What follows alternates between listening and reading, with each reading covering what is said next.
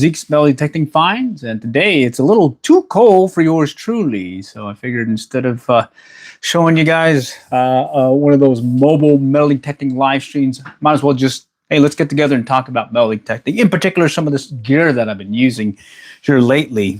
One thing in particular that I've really been liking is having this wireless lav mic when I'm doing these kind of videos where I can talk about what I'm doing and still move around and whatnot. So in fact, I forgot something. Let me go grab it over here real quick.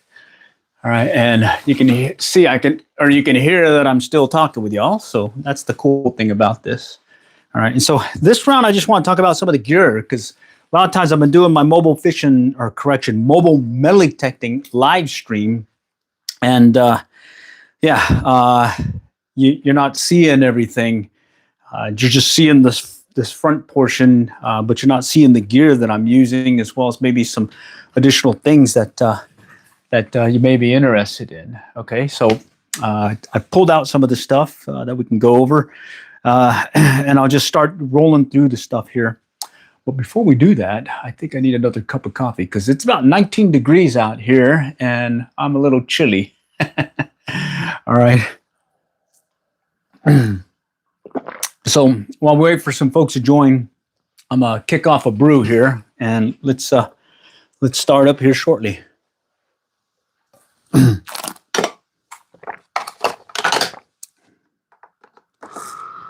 Okay, now I'm running low on water. I'm gonna have to get some more water here in a little bit. In fact, here, let me go grab it real quick. I'll be back. Just bear with me. Just grabbing some water.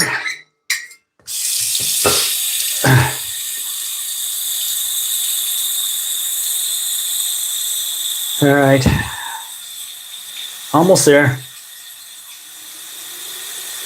All right, okay, I'm back.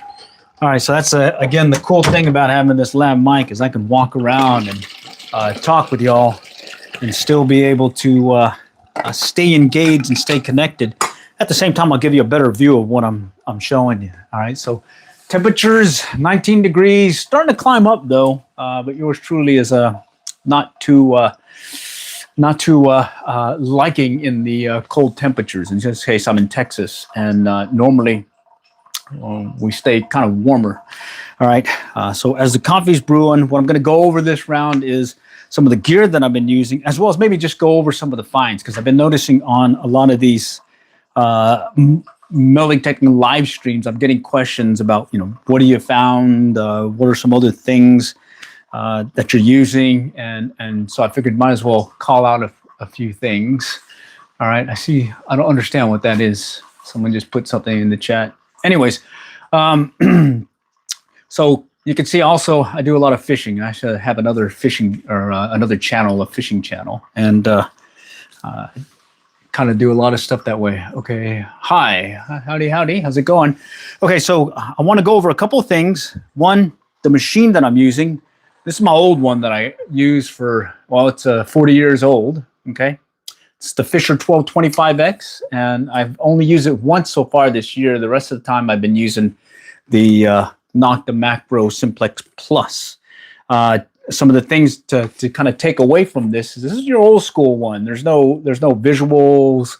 There's no like meter or anything on there. Bottom line, it's all in your ear. You're just listening for the different sounds, as well as still got these analog controls so that you can at least, one of the most important things when you're first starting out metal detecting is have the ability to discriminate and just kind of knock out some signals so you don't spend all your time digging trash. And so in this particular case, this one has discrimination as well as sensitivity, has a pinpointer, and then it has a headphone jack, but unfortunately it doesn't have a volume control that's built in. So yours truly, and I haven't used these in a while because y'all like to listen to the sound of the detector or the machine while I'm out there, but this one has a volume control. The other one I had was an old Radio Shack one I used for years with this particular one before I retired, or no,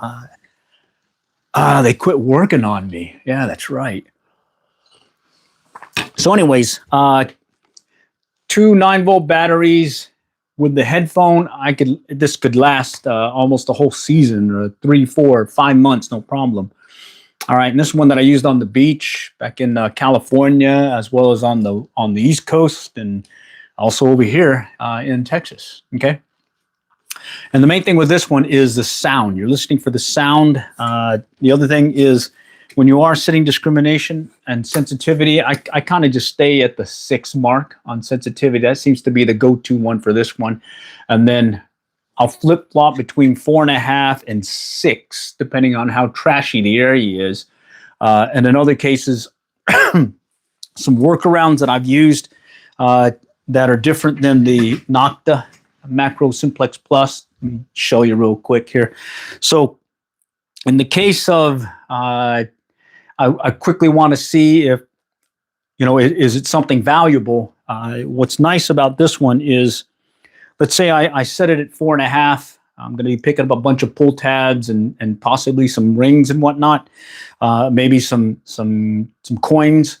If I quickly just flip the discrimination up to like 9 and get the tone, then I know it's something good.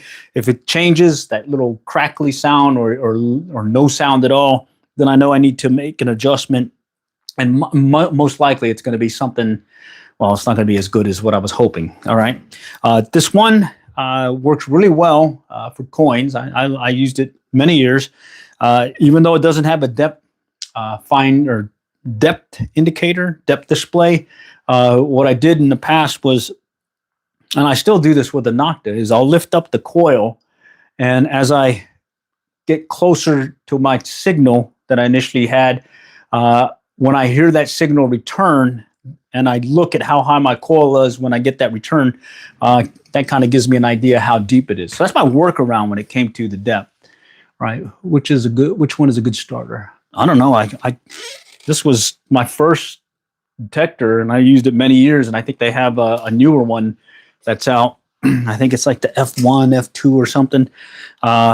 It's the upgraded version of this. It's got some, I think, water resistance to it. So I don't know. I mean, I've had these 2 detectors along with this old school Radio Shack one over here. So I would not say I'm a good one to ask. I'm sure there's a bunch of other folks, but I would say what to look for in a starter is you definitely want to have ability to change or discriminate out the trash signals. Okay. Additionally, if you have a pinpoint capability, that seems to be standard, and then headphones make a big difference. Okay, especially when you're out and about, say the beach, loud noises there, a lot of people around. Same thing. Good to have a headphone. Plus, your battery will last a lot longer. Okay. Let's see. Other things. Sensitivity is good because then you can adjust for possible depth. What I have noticed over the years, I'll be in some areas where there's a lot of power lines and I'll start getting some interference. So what I have to do is cut down on the sensitivity, and that kind of gets it to a lower level. I've had it at times where I've had to just gut through it and just have this kind of background noise with this particular machine, but it's worked out pretty good. I've been happy with this one. But then I got this one. And the main reason I got this one, the Nocta, was it has a battery that you can recharge. And this one, you have to, the 9-volt battery that I use on this one, you got to replace every so often. All right. The other thing is, let's see, I was wondering, and I've been tracking it in my break-even quest, how long do how long will these last with that battery? Because I think once the battery's down, what do? I think you have to turn it in and someone work on it and get it updated or something. So I've been tracking how long these batteries are last and how many times I've charged it. So more there. I've got the whites. Oh, wow, that's an old school one. Oh, yeah, you want to see my Radio Shack one?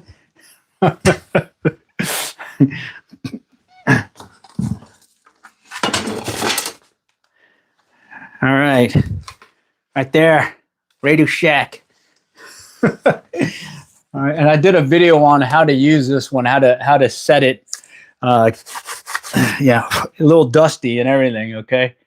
But yeah, this was my second detector, and I got this one because I got it on a whim. You just I'm like, hey, I bet if I just keep this in my car, I can find stuff. And I found stuff with this, but certainly not what I found with that Fisher.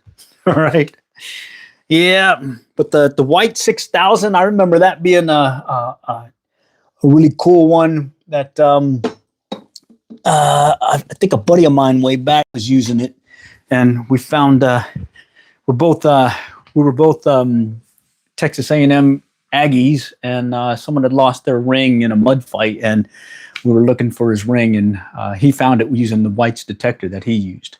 I have found that's my best find so far has been a Texas A&M Aggie ring. It was with a diamond in it, and it was down over here at one of the parks, and I found it on Thanksgiving. I think I mentioned on some past streams if you've been in my other streams, but bottom line, yeah, that was pretty cool. Plus, I was able to give it back to the owner who had lost it, I believe, like 3 years, 4 years. All righty. Let's see. Other things. Oh, let's talk about the gear that I like using, especially since I started doing these night coin hunts. Let me show you. Okay. Just a tool belt, not the high dollar expensive ones. I think I got this for like $12.99, $9.99. Okay. And just a leather belt that I use. Okay. And I just wear it around my waist like so. And this allows me to get out there and do some detecting. All right. Other things that I carry is you got to have these knee pads. I found that before I was using these, I was getting a lot of ouches from these playgrounds and whatnot. So all I do is I just kind of throw it on here. Let me move back so you can see. All right, there we go. That there is yours truly out there metal detecting. All right. Other things that I have, I've had many trowels over the years, but I settled on one. I initially used one of those little cheap sheet metal ones you get for back then like $1, and after about a week of digging, it snapped on me. It just broke in half, just bent. And then I got one that had a little rivet in there, and it broke eventually after a season, if not part of the season. And then I finally settled on one of these single-handled aluminum ones, single piece. I used that for years, but then it chipped and broke. There was a piece that broke when I was working on something else. And then my wife likes to garden, and she's got this Cutco something fancy digging stuff, and she didn't need this trowel. So she had the other one that she used for transplanting, and this one has a nice little narrow pointy thing, so I've been using it. Has like a nice little sharp edge here, and it is strong. This isn't going to break. It's solid, and this is what I've been using. All right, you can get some other stuff. Just the main thing is just make sure it's a sturdy, solid handle, because you get those cheap ones, they're going to be breaking on you right here. All right. The other thing is, yes, you can use other gear, like the ones that you get from the metal detector manufacturers, with the serrated edges and all that fancy stuff. But where I mainly detect is playgrounds with the mulch. And so this is perfect for it. And I don't need that serrated edge. I used to have like one of those survival knives. I had a little plug thing to make plugs, as well as I had a little probing tool when I was detecting in grassy areas, and just want to make sure that once I'm done, I cover it and you couldn't even tell I was there. I was doing that, but that just takes too much time now. So I like just taking this and just going to a playground that's filled with mulch or even sand, and use a sand scoop, and I'm in and out really quick. So that's why I mainly use that. But the other thing is really don't want to go to a park or anything with something that looks like a weapon. All right, so this doesn't really look like a weapon. It looks like a gardening tool. Some of those other ones definitely can scare a few folks. All right, got some stuff coming in. 67, nothing can go wrong. Okay, send hi. All right, well, cool. All right, I also have this light that I initially was using, and then I also had this light right here. All right, when I do my night hunts, okay, so have this, and I'll be like, oh, trying to move stuff around and show and try streaming at the same time. A little tough. And back then, I was just mainly doing videos instead of streaming. But when you're streaming, it's a little bit different in that you gotta have your hands free. You got your phone over here that I'm streaming, uploading, and all that too. So I got this I think about maybe 3-4 years ago for a Christmas present or something. Fox LE right here. And this is what you'll see me using when I'm out there coin shooting at night. Okay. And the reason why I like it is I can be hands free, and I modified it by removing the headpiece that goes over your head. There's another strap that goes here. Let's see. Yeah, right here. All right. I took that off. I don't need it. All right. And then it has some other attachments where you can hang it up like a light. All right. But I need it to hang on my belt. So I was like, hey, this is perfect for it. So all I do is I just kind of throw it over, and right here, actually, you got to make sure you have it's directional here. So you see this? I kind of like having this part on the top so you don't kind of get the light shining up at you. All right. So all I do is I put it here. I was going to attach it to the belt, but what I notice is a lot of times when I'm streaming, I need to adjust really quickly, and just having it on this little elastic thing works out really well. And see, look at that. I can adjust it and stay hands free. At the same time, it's got another setting where I can click it. Let's see. Yeah, a brighter setting. That's kind of bright though. And then it's got a replaceable battery, but it's got a USB-C connection on this end here where you plug it in, and it'll charge up no problem. So no need to be finding all these batteries and all that.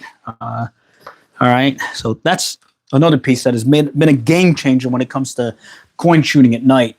All right. Just got a metal detector. Christmas. Can't wait to use it. Okay. So you just got a metal detector. Have you tested it? Have you done any target ID checks or sound checks to see how different targets are? I did a video on that, on some suggestions on learning your metal detector, your machine, based on some different signals and whatnot. All right, cool. All right, so with that, let's shift over to the Nocta Macro Simplex Plus, and I will talk about its target IDs and some things of that. Oh, by the way, I do carry a pinpointer. You got to have a pinpointer. Someone, I was on another deal and they were watching one of my videos and they suggested, hey, you got to get a pinpointer. I think I was on one of those metal detecting forums, and I was like, pinpointer? And the next thing I know, it's changed the game with me. I did put some of that cornstarch or baking powder thing and super glue to give it some hardness here, but you can see I've worn that out. I probably need to do some more, but I don't know. I think I'll end up replacing this one once I finally wear it out. But yeah, this is the Pro Pointer, original Pro Pointer, not the 2 or the AT that's out there. All right. Yeah. Cool beans. All right. Let's see. Oh, the other thing to call out. So I have these EpiPens that maybe some of y'all might know someone who needs to have one of these. I like using these, the holder for it, okay? Because they're perfect for on the fly being able to sort your goodies. So I'll put some coins here, some jewelry that I think is expensive or of value, some junk ones here, tokens here or whatnot, just kind of separate it so I can have that ready.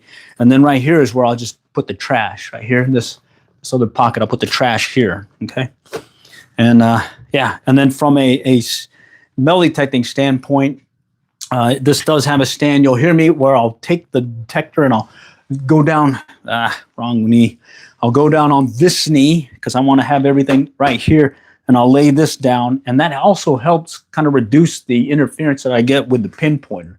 I find that on the Nocta frequency F1, there's 4 choices. I put it on F1. This seems to be the the less interference, but there still is some interference that you'll hear, especially on some of these streams that I have. If I put it right here, it's definitely going to interfere. If I move it off to the right or behind me, it's not so bad. All right.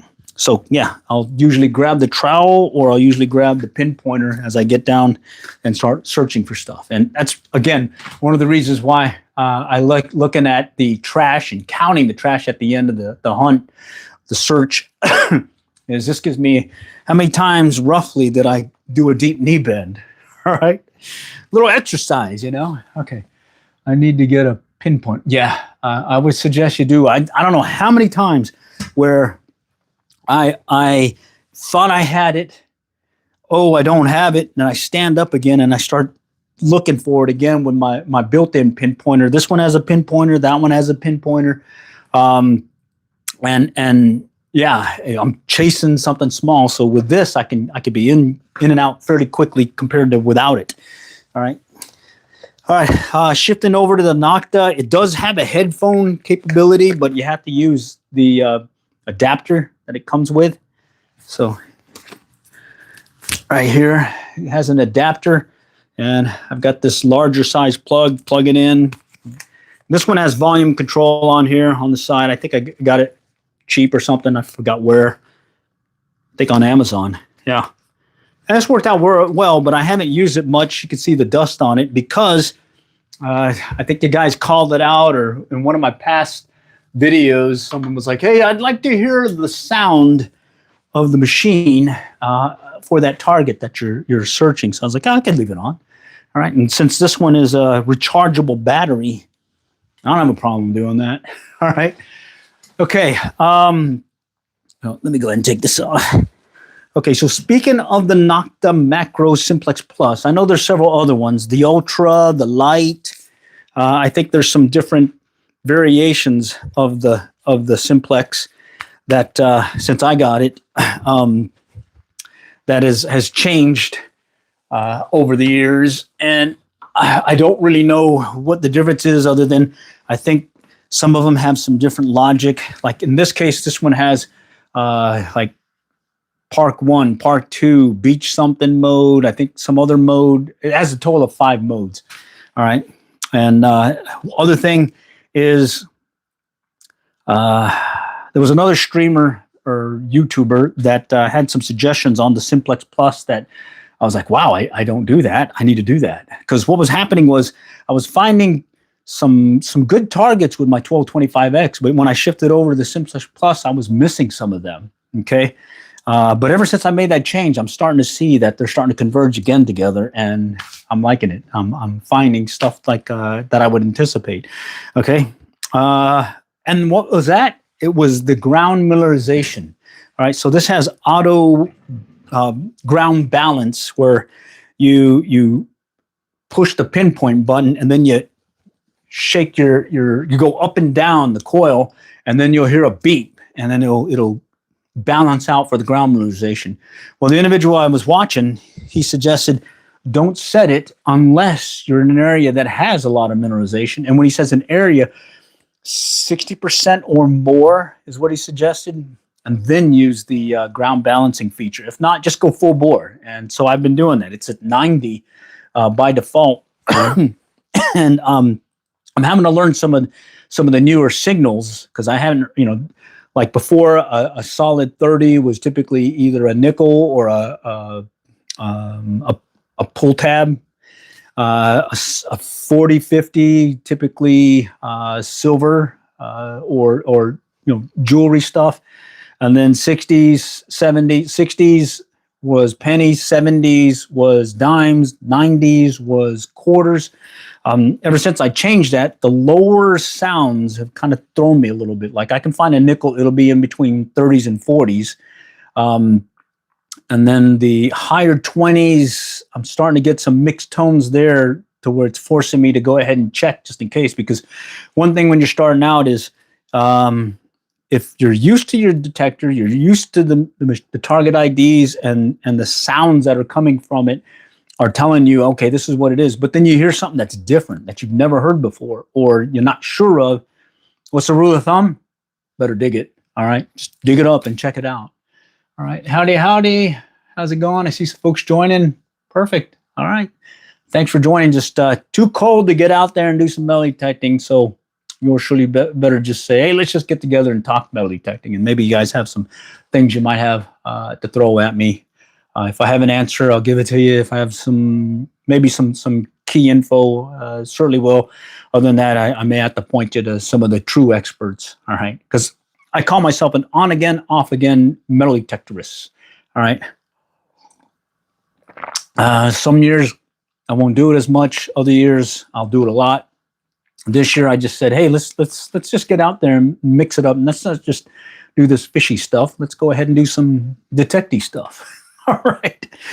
Plus I got that break even quest where I'm trying to break even on this. I think so far in clad coins, I think it's about $35 in clad coins that I've gotten in about 50 something hours of searching. So definitely you're not doing this as a job to pay the bills. It's a hobby. All right, fly fisherman 2. Yeah, fly fishing, surf casting, bait casting. That I've been doing some BFS, bait finesse style fishing. Oh yeah, fun stuff. All right, so that was the target IDs. The things that I do like about this is I like the ability to do this right here. I can collapse it and throw this baby into the pickup truck and not take up as much room, and I'll be out there, more mobility. Because it's like how I say, like kayak fishing or buying a kayak. I would get questions. Oh, what kind of kayak should I buy? Blah blah blah blah. And my answer is the one that you'll use, and the one that you'll use is the one that you can pretty much load into your mode of transportation as quickly as possible, or as easily as possible. So I've got this one kayak. It takes me less than 2 minutes to get it in the back of the pickup, loaded, secured, and I'm already headed out to the lake. Well, same thing here. It takes me basically just grab it off the deal, grab my tool belt with all that gear already in there, and I'm already gone. I'm already going out the door. So that is the one you want to get. But I do say that you make sure you have that ability to have discrimination on your machine, because that'll help you with some frustration. Because when I first started out, I kept going with the lower discrimination because I want to pick up everything. I just want to dig, and I want to find treasure. After about, how many times of just junk, being able to kind of shut those pull tabs off and just maybe start finding dimes and pennies and quarters, that kept my motivation going. All right. And as well as the occasional silver dealie or something. All right. It's 18 degrees and that's too cold. There was one year I was out in Wisconsin. Where's St. Cloud, Minnesota. I was up there for my day job, and I saw the temperature reading. It said 4, and I was telling the folks in the vehicle with me, I was like, "That is not a temperature. That is not a temperature." All right, yeah. So I'm in Texas, and that is cold. All right. So let me go ahead and just talk about the stuff that I found so far this year. Like I said, I'm on again, off again detectorists, and I think it was about 2 days before the end of the year. I said, "Here, let me go ahead and pull out some of my gear again. Let's go do some live streaming and let folks know what it's like about the true experience of metal detecting." So I call it the metal detecting mobile live stream, IRL for in real life. So you get a first-hand look of what it's like to just go out there and search, in this case, playgrounds. Yeah, and my channel is called Zeke's Metal Detecting Finds. That's my pen name. I'm Glenn, and you'll see in my logo, AKA Glenn at the bottom. So if I say Zeke or if I say Glenn, I'm referring to yours truly. All right. What about laws on metal detecting? Oh yeah, you definitely have to make sure you are good to go with your local ordinances. Here in my area, bottom line, you can metal detect, but you can't damage the area that you're in. That's why I kind of stay in those mulch areas near playgrounds instead of the big grassy area. Additionally, the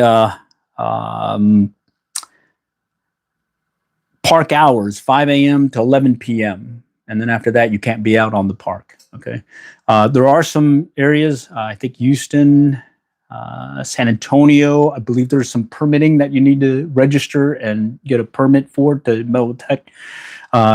Over there at Padre Island National Seashore, that's definitely close to metal detecting. Can't do it. Let's see.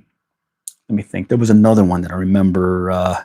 Corps of Engineer Lake. So we've got multiple lakes around the area, and those have different rules per lake. I know the local one right down the road from me, Levon, has a permitting requirement. So you have to, it's free, but you got to get a permit to metal detect on the lake. And additionally, if you have any relics or anything you find, then you'll have to turn those in. All right. So yeah, you definitely want to brush up on it. Luckily, you've got all these AI sources. You can just ask it, hey, what are the ordinances for my local area? Please tell me. And then you can go from there. I've been using AI to kind of speed up my search on questions and whatnot versus having to go dig through and investigate like I previously had to do. Like I think the way I found out in my local areas, I went online, went to the city website and went right in there to their ordinances, downloaded the document, and then I did a search on that document in the soft copy form to find out anything about metal detecting. But now you can just go to AI and say, hey, I'm so-and-so, I'm in this area, blah, blah, tell me about this. And then you can at least narrow the search down to make sure you're good to go with your local laws. All right, that answer your question? All right, cool. Let's go to 2026 fines. All right, okay. I'll start out with the clad coins. All right, so I went one of those little coin whatever places where you can convert something to cash, or you can get a gift card. I forgot the name of it now. Coinstar. Yeah, I think that's what it was. Coinstar. Yeah, before you could get an Amazon gift card with your findings, but it turns out they don't do that anymore. There's some other ones that you can get, like Cabela's. I mean, I could use some Cabela gift cards, but well. The Amazon one's no longer there. And I tend to use Amazon a lot for a lot of my purchases just because it's convenience. But one thing I did notice was I got a bunch of pennies. I put them all the way through, and I still had a bunch that didn't make it through because they're pretty beat up. Okay. Look at that. Pretty beat up. Here, let me see if I can flip this around. Look at that. Those didn't make it through the coin machine. All right, so I don't know what I'm gonna do with them other than, I don't know, maybe melt them and do something with it. You know, copper. It's copper. All right. Let me go ahead and put this back in. All right. Yeah, I'm really liking this lav mic that I got. Hollyland Mark II lav mic. I'm not monetized and I don't have any product links in there, so I can't give you the details exactly where to get it, but just do a search on it and you can see I can move around. I went over there and gave a little demo and showing you how I'm using a detector, and so far I like it. Okay, so this year so far I've gotten that many pennies. Okay, I don't know offhand how many it is. I've got to look at my log. I did get a wheat penny. There's some quarters and some dimes and nickels. Okay, so that's the clad stuff. Let's see. Yeah, I got one wheat penny so far this year. Okay. All right, so bottom line, you're going to get clad coins. You're going to find less clad coins because folks have gone more electronic or digital, so you're not getting any cash payments anymore, so you're missing out on those lost coins and whatnot. But I guess that means you'll either be picking up a bunch of trash or you might be finding some pretty good jewelry or something maybe in these different places as the coins get found, if you know what I mean. All right, let's see what else is here. Take them to the bank. Yeah, you can take them to the bank. All right, let's see. So let me go over some of the fines I've had this year. Let's see, let me get situated so you can have a better view. Let's see. I'm just gonna get down over here and lay it on the ground here. All right. All right.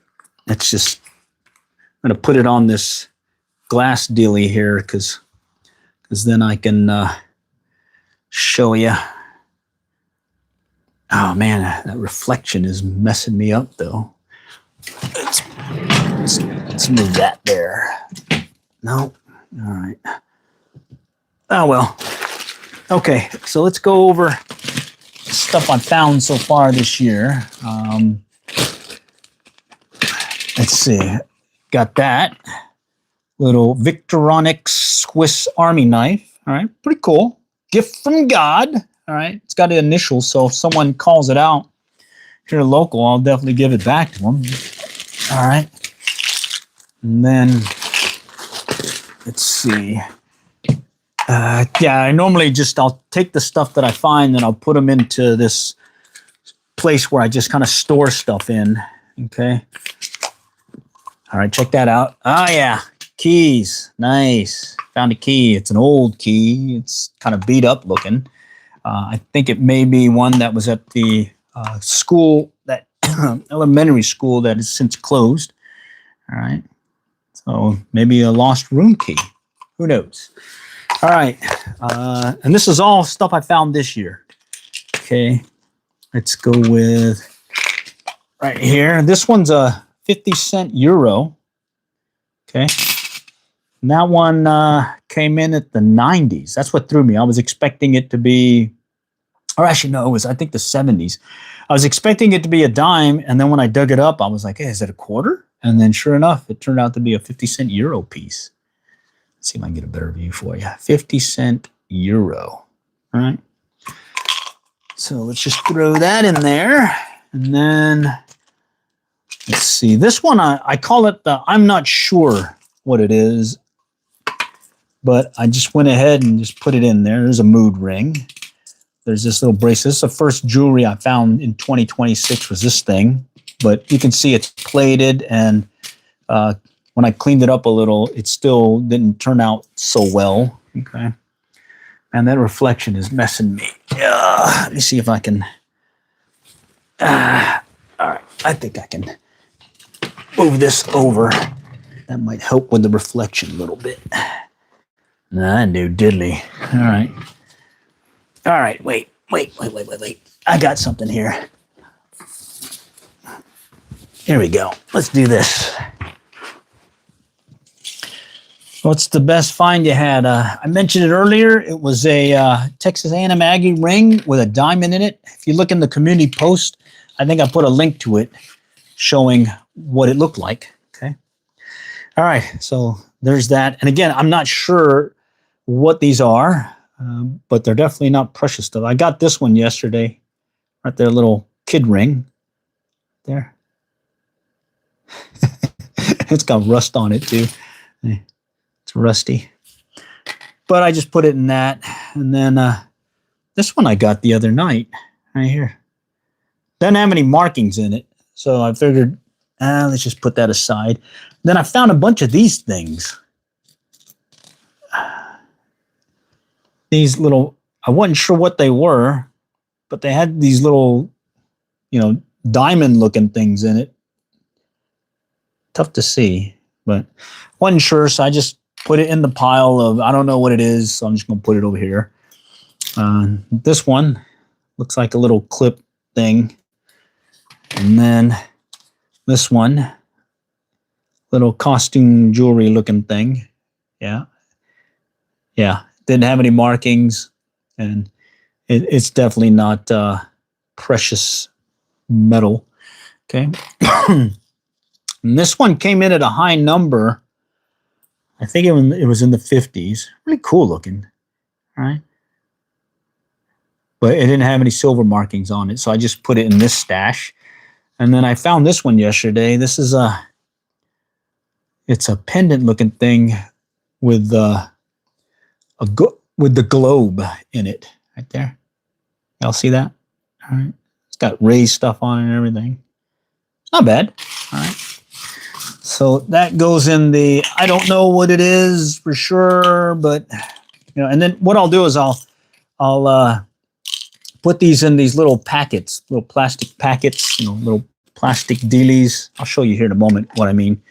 And I figured eventually, sooner or later, I might have like a garage sale or a rummage sale or some kind of craft sale thing that they have.